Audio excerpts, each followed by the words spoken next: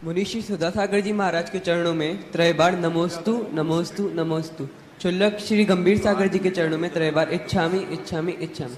गुरुदेव, हम कई बार ये सुनते हैं कि सौधर्म इंद्र बालक तीर्थंकर को 1000 नेत्रों द्वारा देखते हैं। महाराज श्री, यही बहुत बार सुन के मेरे मन में एक प्रश्न आया कि सौधर्म इंद्र तीर्थंकर बालक को 2 आंखों से देखें, 4 आंखों से देखें या 1000 आंखों से देखें, उससे तीर्थंकर भगवान के रूप या फिर उनके नंबर में कोई फर्क तो आने नहीं वाला है।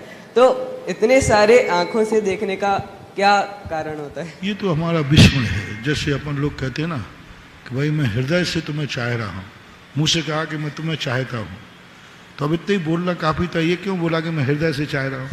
मुंह से बोल दिया था ना कि मैं तुम्हें चाहता हूँ, तो फिर ये क्यों बोला कि हृदय से चाहता हूँ?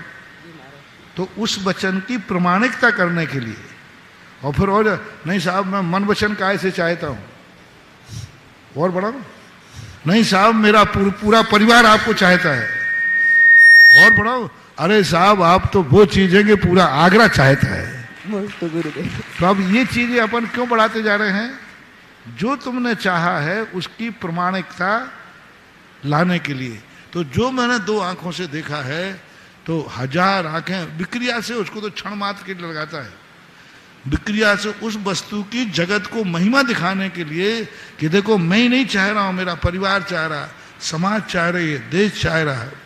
तो मैं 2 आंखें नहीं, मेरे शरीर का एक एक रोम में भी आंख हो जाए तो भगवान का रूप इतना है।